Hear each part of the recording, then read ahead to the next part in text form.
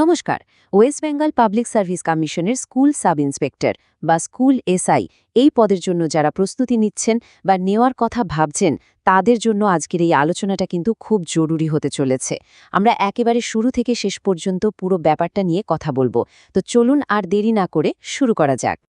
আজকে আমরা কি বিষয় নিয়ে কথা বলবো তার একটা ছোট্ট ঝলক দেখে নেওয়া যাক। প্রথমে আমরা জানব স্কুল এসআইয়ের কাজটা ঠিক কী, মানে তার ভূমিকা আর দায়িত্ব।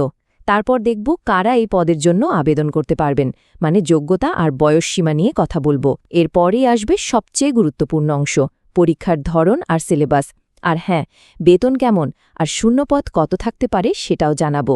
সবশেষে কিছু জরুরি বিষয় নিয়েও আলোচনা করব, যেগুলো মাথায় রাখতেই হবে, মানে বলতে পারেন একটা কমপ্লিট গাইড। তো চলুন একদম প্রথম বিষয়টা দিয়ে শুরু করা যাক। এই যে স্কুল সাব ইন্সপেক্টর পদটা, এর আসল কাজটা কি? মানে একজন এসআইকে ঠিক কি করতে হয়, চলুন সেটা একটু ভালোভাবে বুঝে নিই। প্রথমেই একটা বিষয় পরিষ্কার করে নেওয়া ভালো, এটা কিন্তু সাধারণ কোনো চাকরি নয়।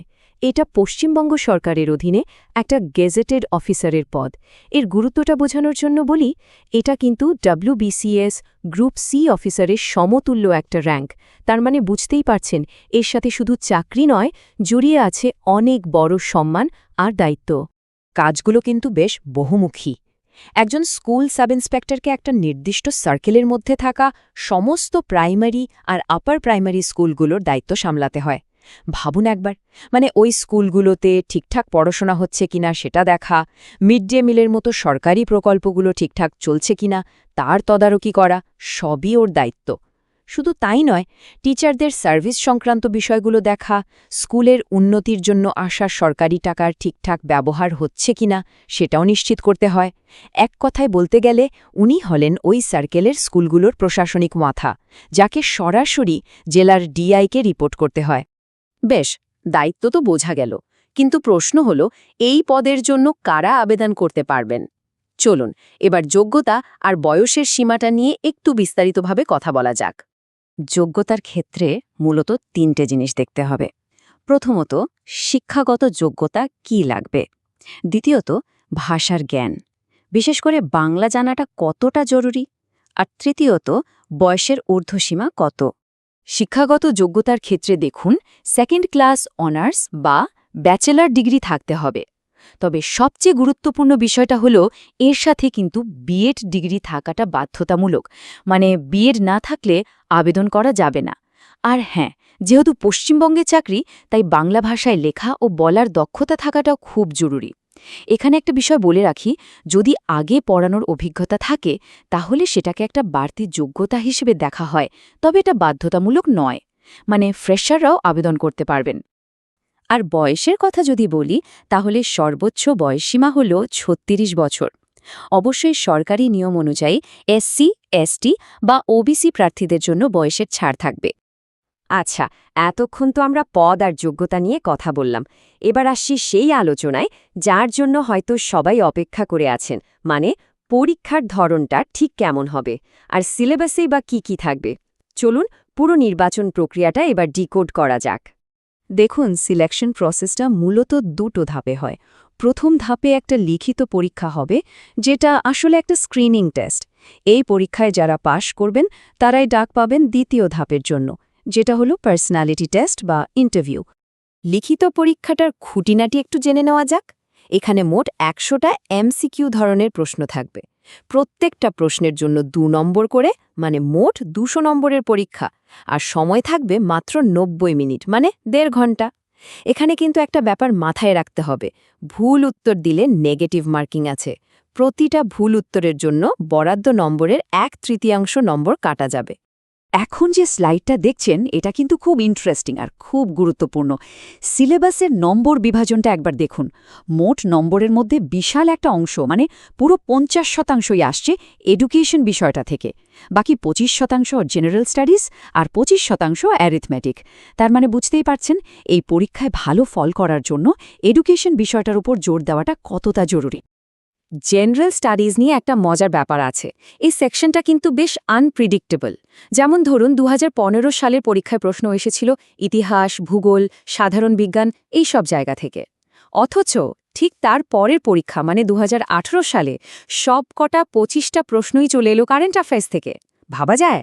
এটা থেকে বোঝাই যাচ্ছে যে এই সেকশনটার জন্য কতটা সতর্কভাবে প্রস্তুতি নিতে হবে। আর অ্যারিথমেটিক বা গণিতের কথা যদি বলি, ২০১৮ সালের পরীক্ষা নিয়ে একটা কথা খুব প্রচলিত আছে যে ওই পরীক্ষার গণিতের প্রশ্নটা নাকি পিএসসির সেট করা অন্যতম কঠিন প্রশ্নপত্র ছিল। তাই এই সেকশনটাকে কিন্তু একদম হালকাভাবে নিলে চলবে না, এর জন্য খুব ভালোমতো প্রস্তুতি দরকার। লিখিত পরীক্ষায় পাশ করার পর আসবে পার্সোনালিটি টেস্ট বা ইন্টারভিউ। আর এখানে নম্বরটা দেখুন, পুরো ১০০ নম্বর। এটা কিন্তু বিশাল একটা ব্যাপার। আগের নোটিফিকেশন অনুযায়ী ফাইনাল মেরিট লিস্ট কিন্তু তৈরি হয়েছিল শুধুমাত্র এই ইন্টারভিউয়ের নম্বরের ভিত্তিতে। তার মানে এই স্টেজটাই কিন্তু আসল খেলা ঘুরিয়ে দিতে পারে। পরীক্ষার চ্যালেঞ্জগুলো তো বোঝা গেল, এবার চলুন একটু পুরস্কারের দিকে তাকানো যাক। মানে বেতন কেমন, আর এবছর সুযোগটাই বা কতটা বড় হতে চলেছে। এই পদে চাকরি পেলে শুরুতে সব মিলিয়ে হাতে আনুমানিক প্রায় ৪০,০০০ টাকার মতো বেতন পাওয়া যেতে পারে। অবশ্যই গ্রস স্যালারি আরও বেশি হবে, কারণ এর সাথে অন্যান্য ভাতাও যুক্ত থাকবে। এবার একটু নিয়োগের ইতিহাসের দিকে তাকাই। ২০১৮ সালের আগে শেষবার নিয়োগ হয়েছিল ২০১৫ সালে।